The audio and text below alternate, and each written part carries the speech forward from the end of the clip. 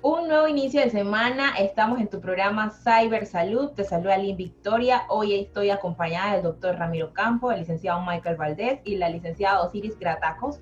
Hoy vamos a tocar un tema muy interesante ya que el día de ayer, 10 de junio, fue el Día Mundial de la Seguridad Vial, pero hoy vamos a hacer énfasis en lo que son las infraestructuras seguras e inclusivas. A ver, ¿cómo se encuentran? Muy bien, a todos los a Muy Radio bien. Escucha, bienvenido profesor Michael, bienvenida profesor Osiris a nuestro programa Cyber Salud, el cual hoy tenemos un interesante tema respecto a la seguridad vial. Y ese es un tema muy en boga, Lynn, con el tema de los niños, ¿verdad? Que cuando es rojo, cuando es azul, interesa mucho en este periodo de 0 a 3 años, que es que el niño empieza a estructurar todas sus funciones comunicativas, lingüísticas, cómo él puede ir estructurando su trabajo a ese nivel. Entonces sí nos interesaría saber qué está pasando, qué se está haciendo en Panamá. Para eso tenemos dos grandes expertos, ¿verdad, Michael? Claro que sí, muy buenos días a todos. Gracias por participar. Pues nada, hoy nos acompaña Osiris Gratacos, quien es la presidenta de la Fundación Seguridad Vial, quienes vienen haciendo un trabajo muy importante de sensibilización y cultura aquí en Panamá de cara a lo que es la seguridad vial como tal, ¿no? Sin embargo, para ello pues tenemos un antecedente, ¿no? Que a través de la Organización Panamericana de la Salud pues se generó un plan asociado al Decenio de Acción para la Seguridad Vial desde 2011 al 2020, en el cual Panamá se hizo presente, adquiriendo o adheriéndose a este plan en el 2010 con algunas entidades, sobre todo gubernamentales, aquellas que dirigen, en este caso, las acciones en función de la seguridad vial. Sin embargo, pues tenemos que tener en cuenta que esos planes que bien se vienen trabajando en ese sentido, pues tienen un enfoque multisectorial, ¿no? Y en ese caso se dirigen en 5 pilares.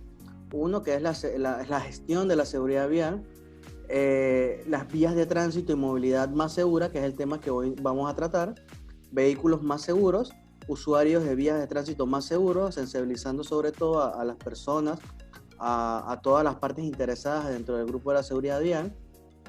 Y también el pilar 5, que son las respuestas tras los accidentes, ¿no? ¿Qué hacemos en función de ello? Entonces, para ver lo que en el día de hoy vamos a desarrollar, las vías de tránsito más seguras o infraestructuras seguras e inclusivas, pues nos acompaña la experta Osiris Gratacos. Bienvenida. Hola, saludos a todos y gracias por la invitación. Sí, bueno, mi nombre es Osiris, actualmente dirijo la Fundación Educación Vial, que ya este año cumple 9 años de estar trabajando formalmente con el tema de la seguridad vial. Realmente somos promotores de la misma a través de la educación. Y efectivamente, una de las cosas que nos motiva es saber que en el Decenio de Acción para la Seguridad Vial se invitaba a que la sociedad civil también hiciese su parte, y por eso se habla, como dijiste hace un rato, de que el tema de la seguridad vial es un tema multisectorial e interinstitucional. Y tiene que, para lograr alcanzar algún objetivo, alguna meta, tiene que trabajarse de esa forma.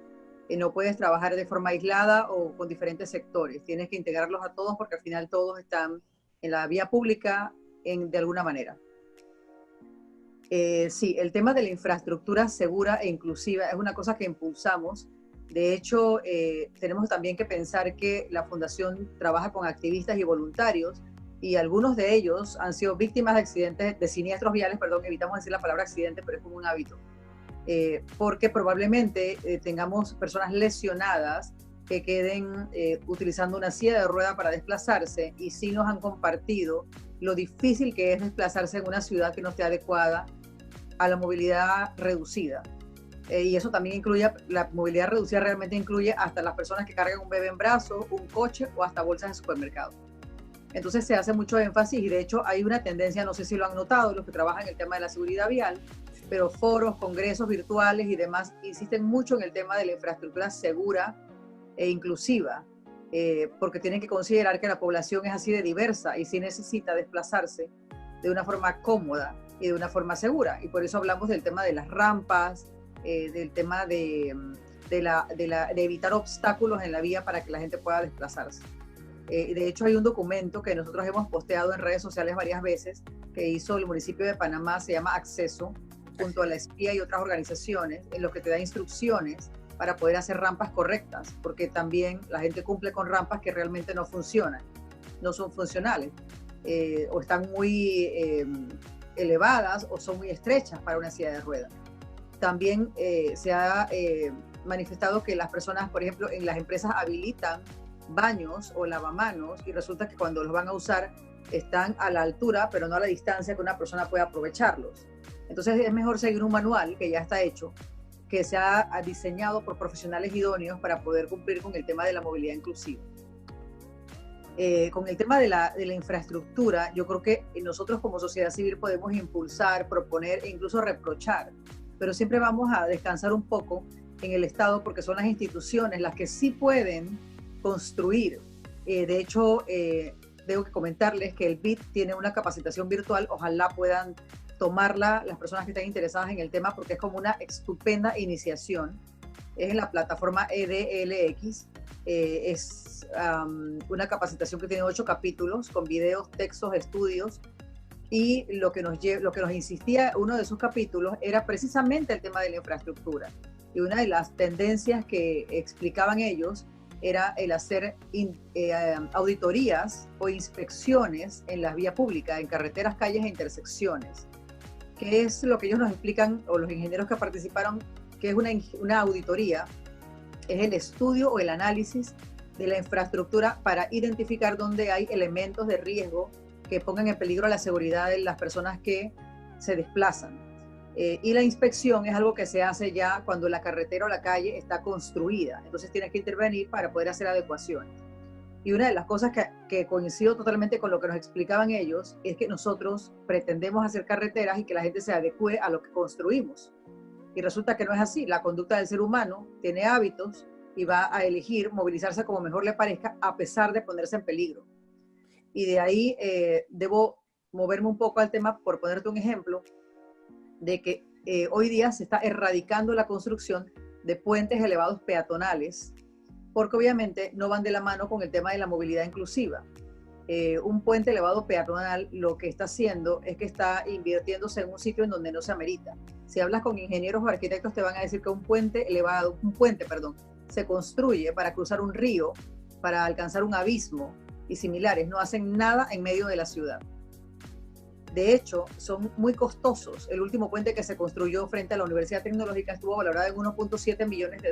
Wow. En Panamá tenemos comunidades en donde los niños que tienen que ir a la escuela o ir a un centro de salud se están ahogando porque no tienen puentes.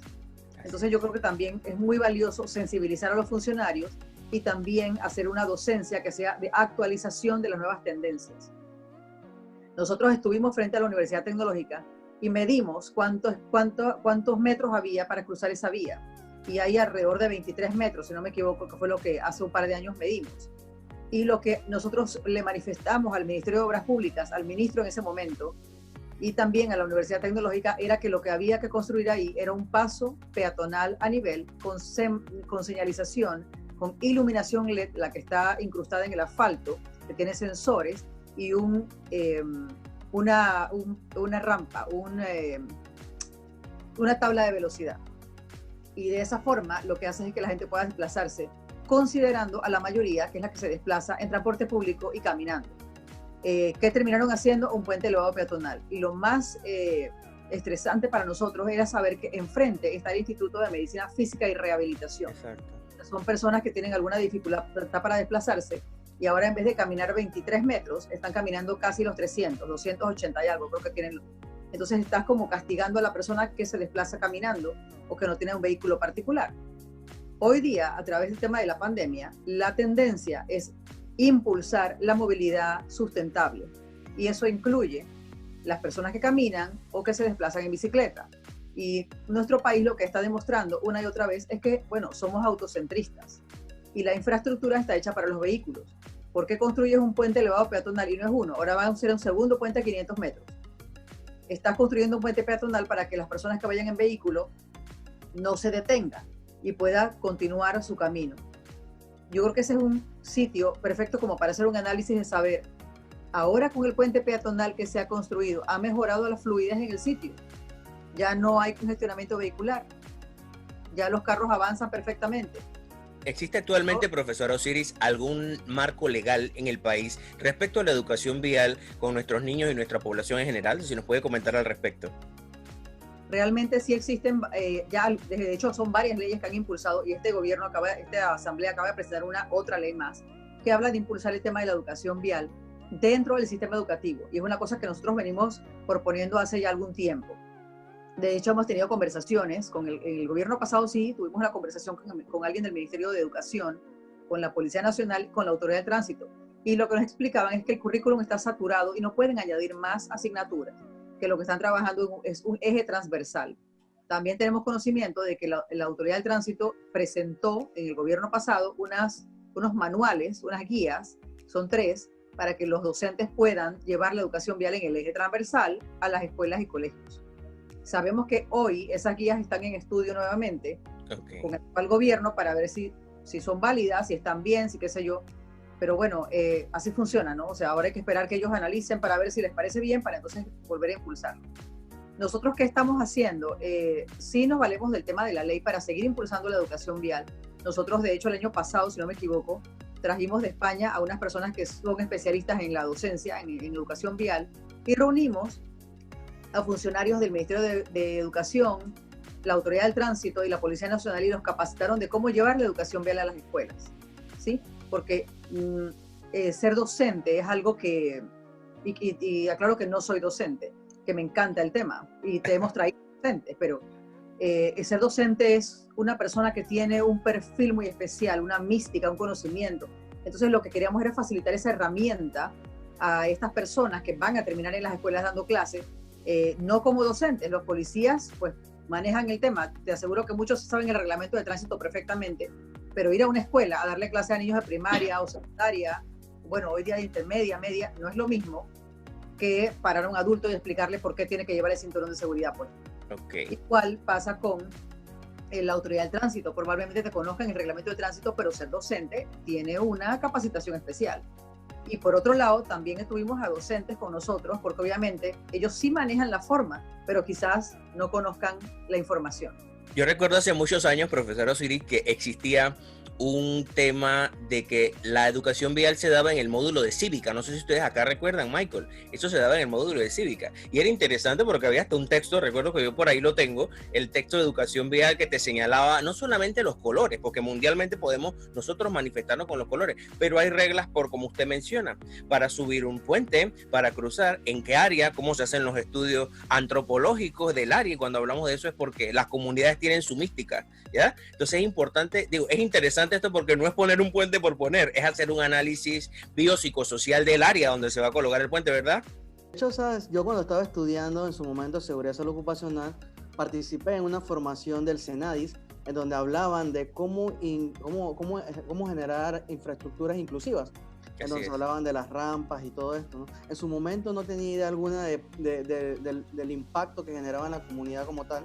Sin embargo, cuando comenzaron a cambiar las infraestructuras, que ya los puentes no eran de paso, sino de rampas, de cierto modo generó mucha incomodidad en la comunidad, porque es transportar a una persona, digamos que mucho mayor desplazamiento, y eso pues a la larga pues genera una codependencia del individuo, ¿no? Porque no podría estar solo en ningún momento desplazándose. Y luego con la construcción o la adecuación de la ciudad de Panamá, incluso la cinta costera, el colocar adoquines que de alguna manera generaba un poco de incomodidad, desplazamiento. Sin embargo, así como aquellas mociones, pues también vimos que en infraestructura se generaron cambios, se fueron quitando muchos semáforos, se incluyeron rotondas, en teoría para conductores con mayor cultura, ¿no? Y se colocaron también, me parece que he visto en la cinta costera que los semáforos de peatones tienen un botón para poder avisar, estoy aquí, tenemos una cantidad, y él se regula y permite el paso. Entonces, muchas de estas mociones, como la inclusión de ciclovías para las personas que le interesan esta actividad, pues puedan ejercerla de manera segura, sobre todo, y no coincidir en la misma instalación con vehículos, que generalmente es lo que años anteriores ha generado también una alza en los porcentajes de accidentabilidad, sobre todo afectación a personas que se dirigen o se desplazan, ya sea de manera recreativa o no, en en estos transportes, ¿no? De bicicleta y motorizados también, ¿no? Entonces, pues es muy interesante, sobre todo la moción que hacen Osiris, ustedes como fundación y muchas entidades también, que generan esa cultura desde la parte básica en el preescolar, porque en su momento nosotros también realizamos una actividad. De hecho, mi hijo está en prekinder y en la escuelita donde está, le hicieron una actividad, llevaron unos policías de tránsito y le explicaban de manera muy lúdica, obviamente al nivel de los niños, mira, este es el semáforo, y yo me acuerdo cuando estaba yo en el semáforo y la luz estaba en rojo y mi hijo me decía, papá, la luz de rojo es alto, no puedes pasar. Sí. Entonces, eso es interesante, impacto. Michael, porque también con las personas con discapacidad, y hay muchas personas que nos hacen la pregunta, el tema del por qué la rampa, porque situémonos en la biomecánica de una persona que está en silla de ruedas y que trata de cruzar, no lo puede hacer por una silla ni tan empinada la curva, el plano de la rampa. Entonces sí necesita un poco más de tiempo para su desplazamiento, porque si yo no tengo, por ejemplo, la fuerza de los músculos superiores para poder subirme una silla de ruedas, te dificulta. Entonces, coloquémonos en una cultura inclusiva, y ese tema me ha gustado de lo que dijo la señora Osiris, la profesora Osiris, el tema de la transversalización, porque cuando transversalizamos estos temas, no es un tema que solamente le debe interesar a la escuela, nos debe interesar en una comunidad inclusiva, ¿ya? Nosotros hoy en día vemos situaciones de una comunidad inclusiva hasta para cruzar una calle. Ya yo lo veo en Avenida Balboa, por ejemplo, que ustedes ven, y que las personas muchas veces se pasan los espacios para poder pasar. Entonces es interesante que este tema que está en boga, que es de seguridad vial, que es de vidas, estamos hablando de vida, y que existe una fundación que lleva la licenciada Osiris, que nos está dando respuesta social a este tema. Sí, y yo también quería compartir con ustedes, no sé si recuerdan que hace unos años en el Parque Umar existía lo que era el circuito que era como para carritos y que tenía también pues todo el tema de la seguridad vial. Eso es algo que se ha ido perdiendo, y la verdad siento que es como lo conversaba Michael, es importante que en los colegios hagan ese énfasis de la seguridad vial, porque creo que inicia desde que uno es muy pequeño.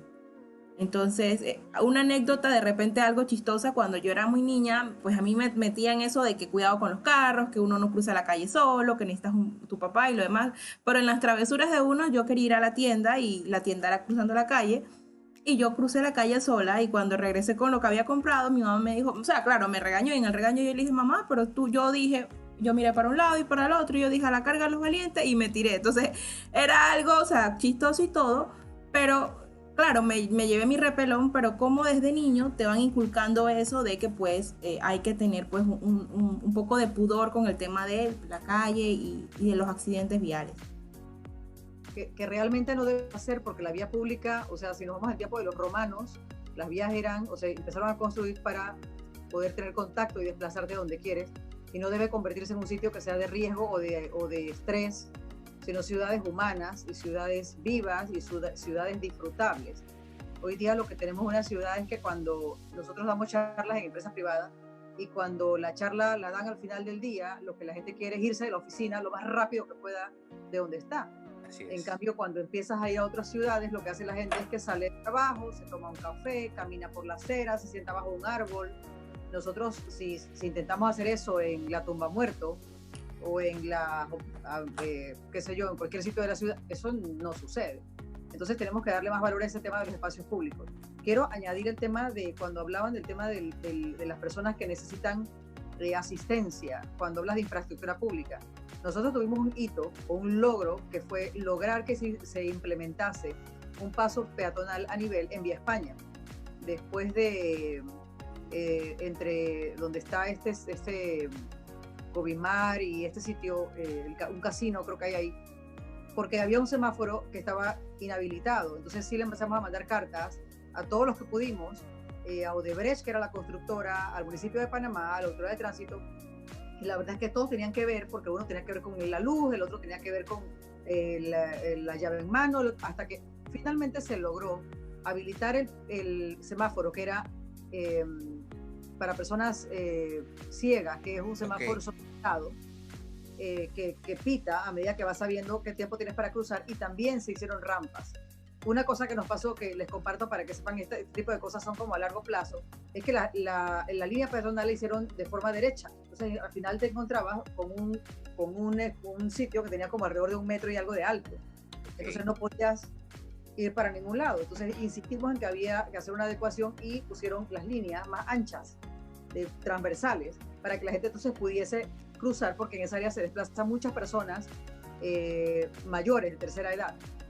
Y por otro lado, también el tema de las rampas realmente es importante, porque hay toda una comunidad que las necesita para moverse. Así es.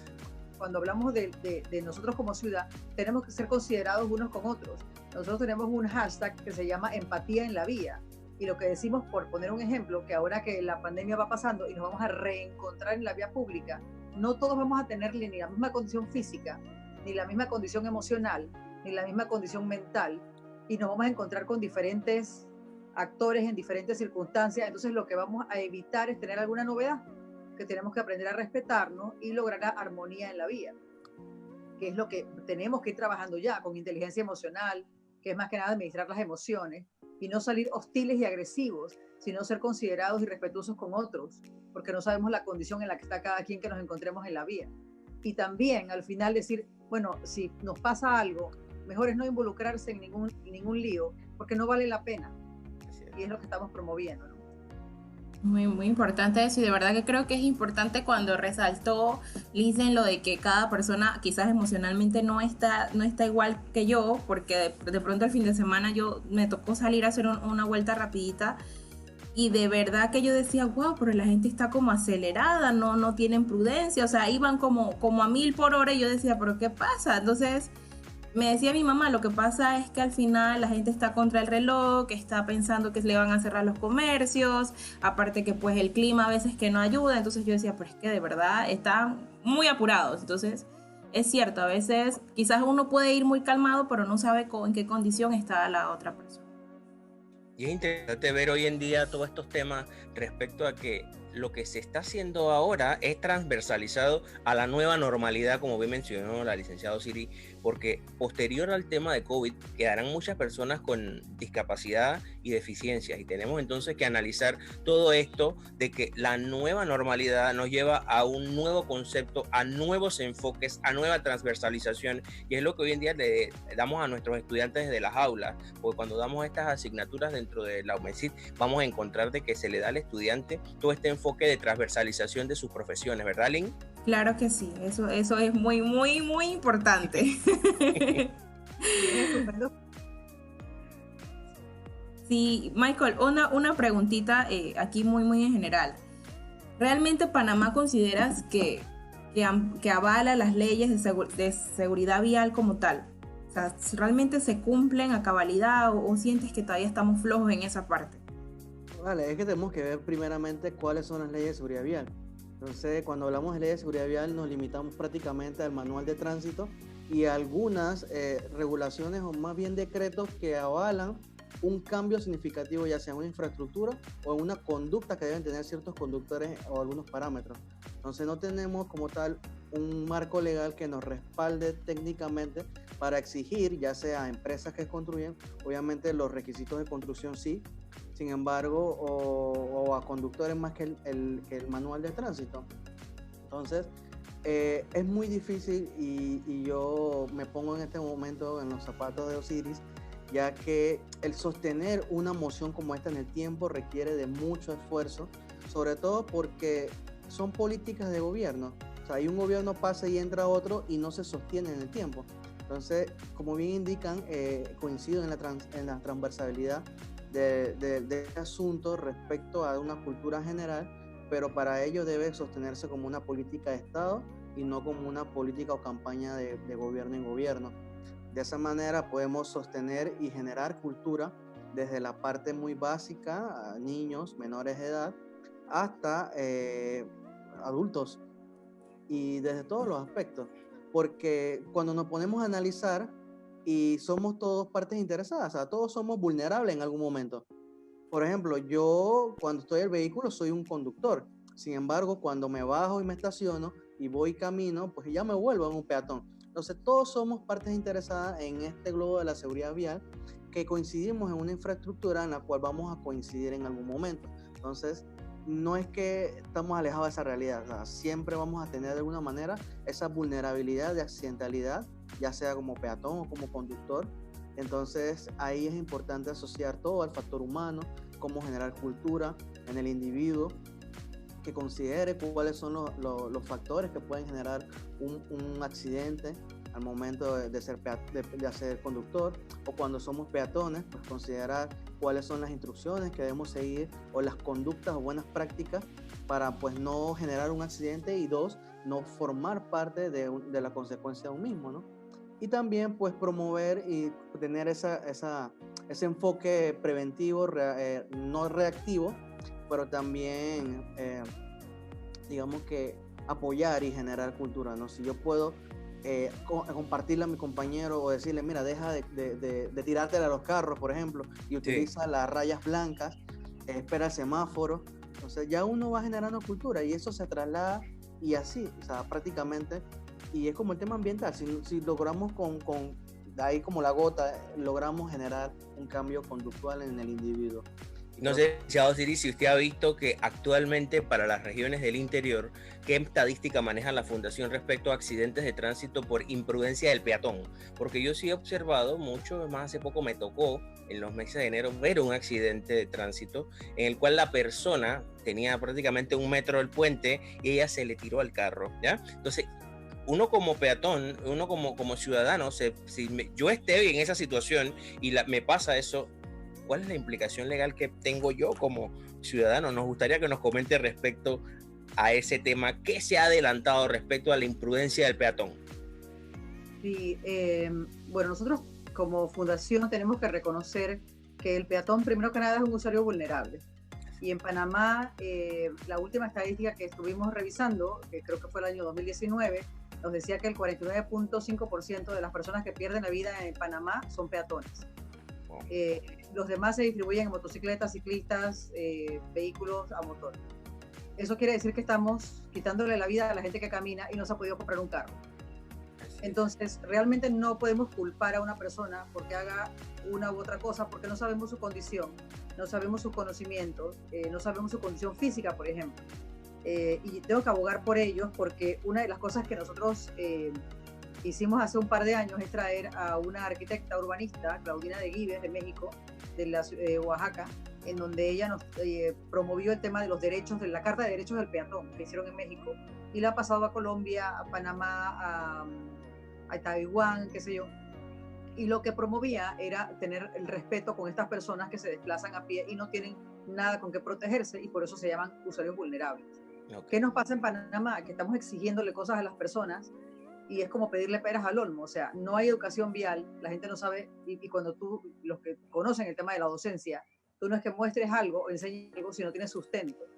Entonces, si a un peatón tú no le explicas el riesgo que corre o la situación de riesgo en que se pone cuando está en la vía pública, dándole la espalda al tráfico, usando colores oscuros de noche o caminando en estado de ebriedad al lado en el arcén, y luego invade la calzada, la persona no tiene idea de por qué tiene que hacerlo.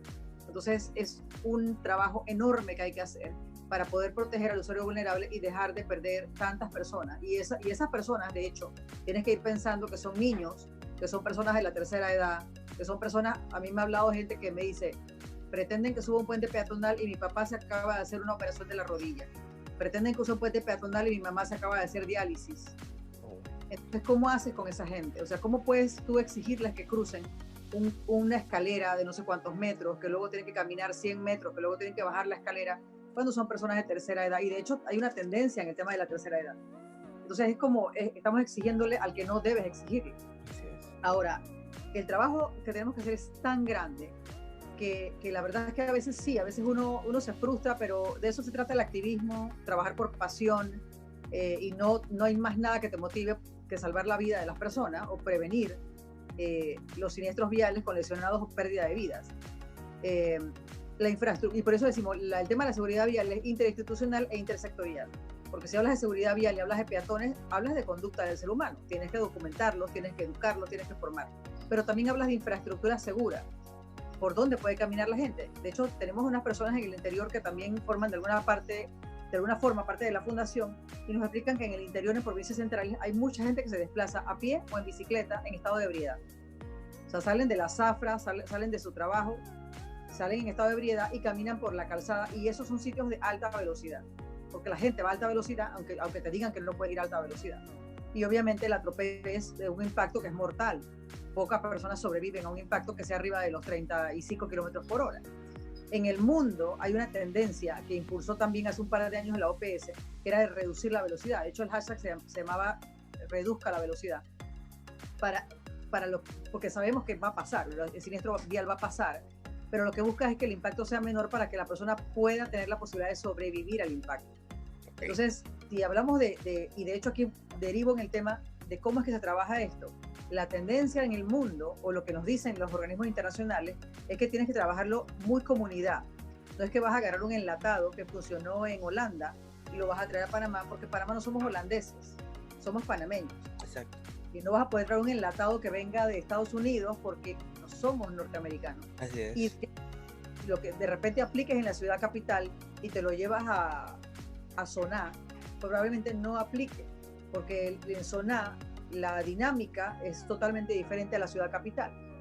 El tema de las ciclovías, que podríamos introducirlo aquí, en el interior la gente anda mucho en bicicleta. Saben cómo desplazarse, no usan casco, qué sé yo. En la ciudad capital, el ciclista es otro tipo de ciclista. Hay muy pocos ciclistas urbanos, y ahora le decimos ciclistas urbanos, pero éramos gente que pedaleábamos en el interior y éramos simplemente bicicleteros. Sí. Hoy tenemos este tema de ciclista urbano.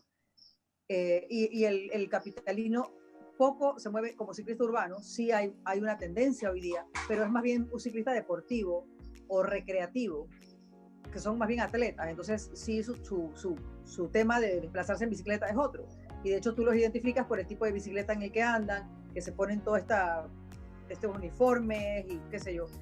Y el urbano no es así. Tú te vas al interior y te vas a encontrar con gente que anda en bicicleta sin nada, o sea, como están vestidos como para estar en la casa. ¿Cómo haces con esa gente? ¿Cómo los educas? ¿Cómo los formas? Tienes también que decirles que el ciclista también es un usuario vulnerable, porque no tiene nada como protegerse. Entonces, ¿qué tú haces con la gente vulnerable? Tú intentas protegerlo. Tú intentas decir, bueno, esta persona o este individuo hay que protegerlo de alguna manera, porque cualquier cosa que le pase va a ser mucho más grave que lo que le pueda pasar a alguien que va en un vehículo. ¿Qué pasa con los vehículos hoy día? Que los vehículos están tan bien construidos, la industria automotriz está siempre a la vanguardia, que cuando tú entras a un vehículo y cierras las puertas, no hay sonido que penetre, agarras 100 kilómetros por hora y te das cuenta, porque el vehículo está ahora construido de tal manera que no percibes la velocidad, y tampoco vas a percibir que puedes hacerle daño a alguien, pues porque estás como en un tanque de guerra, o sea, estás aislado. Es tu nicho, es tu habitáculo, y no porque vas a ser considerado con otros. Voy a hablar del tema del clima ahorita. Están cayendo unos tremendos aguaceros. ¿Quién es usuario vulnerable cuando hay un aguacero? El que va en el vehículo, va con su musiquita puesta, el aire acondicionado puesto, no pasa nada. ¿Qué pasa con el que va en transporte público que tiene que caminar algún tramo? Ese es un usuario vulnerable. Entonces, tenemos que ir pensando en él. ¿Cómo haces para protegerlo? Y repito, ese individuo puede ser una persona de tercera edad, recién operada, un niño, una mujer embarazada, alguien que acaba de salir del súper, alguien que lleve un coche de bebé. O sea, ¿qué pretendes hacer con él? ¿Que cruce el puente peatonal? ¿Que camine 300 metros en vez de 20? ¿Para qué? Para que está en su habitáculo del vehículo cerrado, ¿no espera? Entonces ahí lo que tenemos, por eso hablamos de la empatía en la vía. Tenemos que ser empáticos, tenemos que ser considerados, y ahorita más que nunca. Yo creo que la pandemia nos ha hecho sensibilizarnos, tener más conciencia de otros. Nosotros los live que hemos hecho, los hemos hecho con personas ciegas, y les preguntamos qué tan difícil es en la ciudad. Para ti, ¿qué tal? Y una persona ciega dice, bueno, Keira, que voy a hablar de ella, dice, estuvimos en Vía España. En Vía España, con la revitalización, se pusieron losas podotáctiles que permiten a un ciego guiarse y saber por dónde va. Pero ¿qué hacemos nosotros? Los que no somos ciegos, nos estacionamos sobre la losa podotáctil.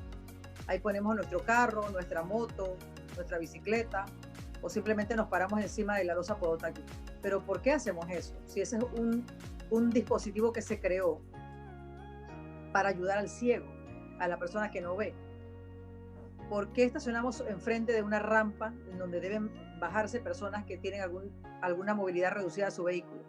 Porque no usamos silla de ruedas, porque no tenemos ninguna dolencia, porque estamos bien y es más cómodo. Entonces hay algo de indiferencia hacia otros. Hay algo de eso no es mi problema. Entonces es hora, yo creo que también, de hablar de la empatía en la vía, porque tenemos de alguna forma que ser considerados y respetuosos con otros. No todos somos iguales. Así y de hecho las personas, por ejemplo, que son sordas o tienen alguna discapacidad que no se note, también reclaman. De hecho nos comentaba alguien en silla de ruedas hace un rato que cuando llegaban a un sitio y se estacionaban en la señalización, el seguridad se le acercaba y le decía, pero ¿usted qué hace allí? Y ella decía, bueno, es que yo estoy en silla de ruedas. Y la persona lo miraba y le decía, pero es que no pareces. ¿Cómo así no pareces? ¿Tienes que ponerte un tatuaje en algún lado visible que digas tienes algún tipo de discapacidad? Entonces sí hay algo de indiferencia. Yo creo que eso tenemos que neutralizarlo de alguna forma y retornar a esa humanidad de considerar a otros. Y por eso hablamos de todo este tema. La seguridad vial, por encima de lo técnico, es humana.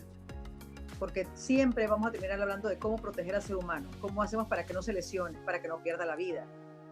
Y cuando alguien habla de una víctima, no, la víctima no es solamente la que estaba dentro del siniestro vial, también es toda la gente que la acompañaba, todos los que sobrevivieron, porque ya no van a tener a esa persona más o van a tener que lidiar con una persona con una nueva condición. Y cuando tienes un siniestro vial puede pasarte lo que sea. Nosotros en la Fundación tenemos testimonios de personas que no solo han quedado en silla de ruedas, sino que han perdido el sentido del gusto, han perdido la sensibilidad de la piel. Bueno, a los que nos han pasado un siniestro vial nos ha pasado de todo. Entonces, bueno, nada, yo creo que lo que están haciendo es genial, porque están elevando el tema, que lo están llevando a más gente, y eso ya es una contribución enorme al tema. Y ojalá que lo hagan todavía con más intensidad y siempre, porque sí hace falta hacer docencia. Estamos pidiéndole peras al olmo. Si no sabe la gente qué hacer, pues no puede hacerlo. ¿A quién le han enseñado educación vial? ¿Por qué tienes que ir por la acera? Si no te han explicado por qué, que es evitar una situación de riesgo y caminar por la calzada, pues ¿por qué lo vas a hacer? Entonces, esto es una contribución y yo la verdad es que admiro lo que están haciendo y respeto mucho que hayan decidido llevar este tema a su programa porque realmente vale la pena. Claro que sí. Y hoy en día lo que usted explicaba es importante. Y Michael, tú que eres de salud ocupacional, sabes la diferencia entre accidente e incidente. Muchas veces puedo yo salir a la calle y ni Dios lo quiera tener un accidente. Pero un incidente, bueno, casi el carro me atropella. Fue un incidente. Entonces, hoy en día por el tema de educación vial, y yo veo porque es un tema de parte y parte. Y hay que transversalizarlo en todas las áreas. Eso es lo que hoy en día la ciencia denomina atención a la diversidad. Que ustedes desde la Fundación hacen un trabajo extraordinario. Siempre requerimos esas voces a nivel social. Que verdaderamente estén levantando la mano y decir, estamos aquí. Me ha interesado mucho y más lo que usted habló. Nosotros que atendemos personas con discapacidad, sabemos las personas con discapacidad auditiva y lo que usted mencionó también, las personas con problemas a nivel de praxia, o sea, a nivel de piel y de planeamiento motriz, cómo les cuesta cruzar una calle. Por ejemplo, los adultos mayores que tienen un desacondicionamiento muscular ya por su edad, cruzar una calle en una vía tan rápida. Creo que todo este tema, atención a la diversidad, ha sido interesante. Son muchas las preguntas. Nuestros y nuestros estudiantes de las aulas sé que tienen muchas preguntas, ¿verdad, Lynn?